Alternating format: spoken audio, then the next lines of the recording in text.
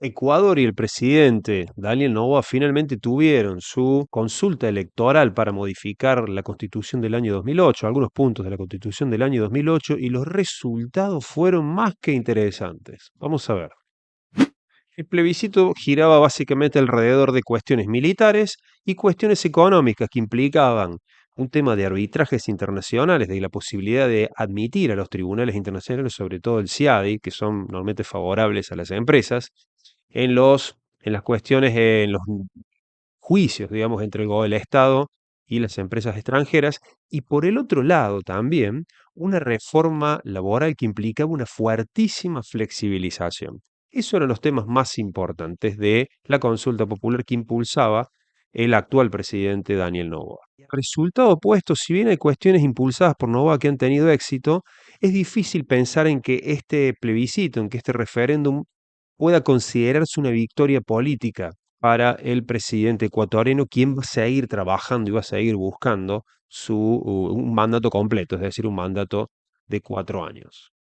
¿Por qué relativizar la victoria de Noboa si la mayoría de las preguntas fueron aprobadas por los ecuatorianos? Por un par de cuestiones que son más que interesantes. En primer lugar, como les decía, las preguntas relacionadas no a la seguridad o lo militar, sino a las cuestiones más económicas y laborales, no fueron aprobadas, fueron rechazadas por los ecuatorianos. Eran las preguntas que, de acuerdo al análisis que se hacía sobre las mismas, contenían significados más neoliberales, es decir, buscaban modificar ciertos patrones económicos y laborales en el funcionamiento del país. Y eran preguntas que buscaban modificar además cuestiones incluidas en la Constitución de 2008, que es la constitución que impulsó Rafael Correa, el expresidente ecuatoriano y eventualmente el personaje político más trascendente del país.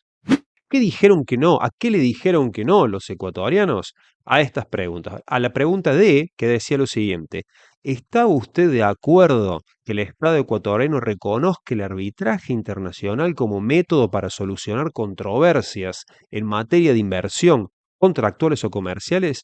La gente, el 63% de los participantes, de los votantes, dijo que no. Importante diferencia.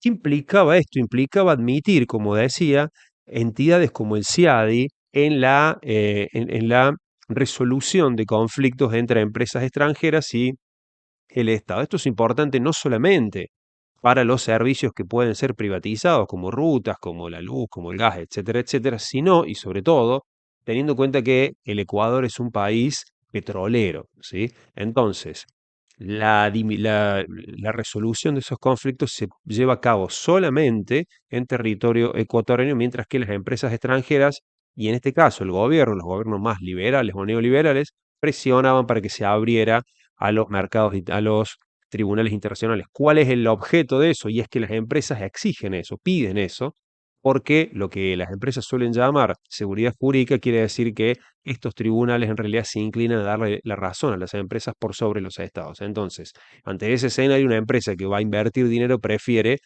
someter los diferendos a un tribunal que probablemente le dé la razón y no un tribunal que pueda ser un poco más imparcial en la toma de decisiones.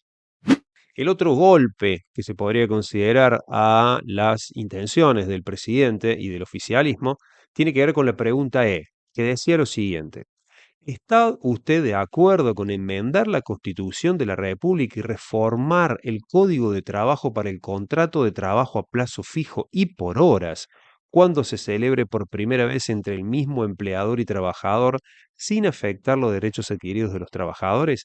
En este caso, otra vez, la respuesta del no fue contundente, superior al 65%. Es decir, la gente no aceptó una flexibilización laboral que sería eventualmente inédita en toda América Latina. Eran las dos preguntas de tinte económico y que fueron de manera bastante importante rechazadas por los ecuatorianos. Ahora bien, en todas las otras preguntas, él sí ganó. Todas las demás preguntas guardaban relación con temas de seguridad. Recordemos que Ecuador está sufrido en realidad una escalada de violencia inédita en la historia reciente del país, que tiene que ver sobre todo con organizaciones armadas relacionadas con el narcotráfico. En ese sentido, incluso este mismo día, el jefe de una prisión fue asesinado, entre otros hechos de violencia que incluyen a pandillas en las que está combatiendo teóricamente Daniel Noboa, y justamente las que motivaron, cuya acción motivó la realización de este referéndum y el fortalecimiento político de alguna manera de Noboa, quien está buscando un perfil bastante similar al que tiene Nayib Bukele en El Salvador. Entonces, estas preguntas relacionadas con cuestiones de seguridad, hablo rápidamente, que las Fuerzas Armadas le den ayuden, colaboren con la policía para combatir el crimen organizado sin necesidad de introducir órdenes presidenciales o judiciales, permitir la extradición de ecuatorianos, establecer judicaturas especializadas en materia constitucional contra estos temas, que además el ejército también participe en control de armas, municiones, explosivos y etcétera. Es decir, que el ejército esté permanentemente en las calles en temas de seguridad. Estas cuestiones fueron aprobadas. También fue aprobado el incremento de las penas de los delitos por terrorismo y la financiación del terrorismo, el tráfico ilícito de sustancias, la delincuencia organizada, etcétera, etcétera. Sin embargo, aún con la aprobación de estas preguntas, de estos cuestionamientos, no se puede afirmar que fue una victoria contundente para Noboa, pues, de acuerdo a los sondeos, el sí a estas preguntas relacionadas con seguridad iba a superar el 80%. Sin embargo, se quedó por debajo, a veces incluso del 70%, o sea, tuvo muchos puntos menos de aprobación de lo que se esperaba. Entonces, se rechazan las dos que tenían que ver con economía, que eran importantísimas para Noboa, y a la vez la aprobación sobre las preguntas de seguridad fue menor a lo que se esperaba. Por lo tanto, se puede asumir, se puede rechazar, digamos, la idea de que Noboa ha tenido un gran éxito político con el resultado de este referéndum. Aparte, recordemos que justo en estos momentos el país está enfrentando serios problemas del abastecimiento de energía, hay problemas de inundaciones y hay problemas, obviamente, sigue existiendo la inseguridad y la acción violenta de los grupos armados más relacionados al narcotráfico. Entonces, tampoco hay resultados muy contundentes de nuevo en relación a a los problemas más importantes del país. En este escenario, las ambiciones de Noboa están más que claras. Es una persona joven que tiene una inclinación política muy clara, tiene aparentemente un norte político muy claro, que como les decía, yo creo que es Nayib Bukele, probablemente modifique con el tiempo, pero esa es un poco la idea en este momento. Tiene un perfil parecido en cuanto a la edad y ciertas maneras de actuar, aunque él es un millonario, Bukele no tiene el mismo origen. Sin embargo, lo que se espera, lo que espero yo es que el hombre siga tratando de obtener o consolidarse como presidente del país y obtener un segundo mandato, o él está tratando de hacerlo pasar por un primer mandato, pero va a tratar de continuar siendo presidente. No es un presidente en transición, no se considera a sí mismo como un presidente en transición, sino que tiene ambiciones políticas concretas y es de esperar que siga trabajando para lograrlas.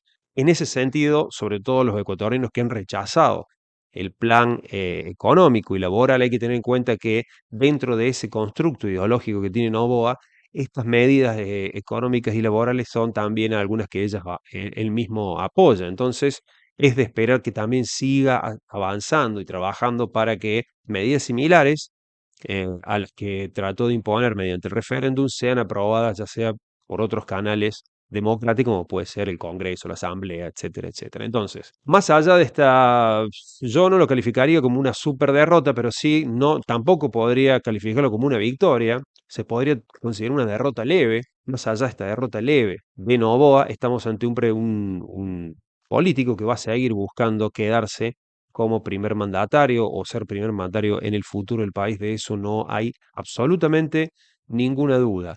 ¿Está transitando problemas? Sí, porque al impacto inicial por su decisión para enfrentar el crimen organizado, no le han seguido resultados y además está sumando otro tipo de problemas, como por ejemplo, les decía recién, los problemas de energía, de inundaciones, etcétera, etcétera. Entonces, hay que ver cómo continúa en el desarrollo de su gestión, que de momento no es buena, y cómo desarrolla su constructo ideológico si finalmente se vuelca. Esto es una derecha un poco más, se podría decir, capitalista, si se quiere, que la de Nayib Bukele, pero una derecha bien rígida, buscando un fuerte control de todas las herramientas del Estado, tal cual lo hace el líder salvadoreño. Aparentemente, él tiene la intención de ir a través de, o transitar ese mismo camino. Vamos a ver si lo logra o si no, y qué opinan los ecuatorianos al respecto, que al final de cuentas es lo más importante de todo.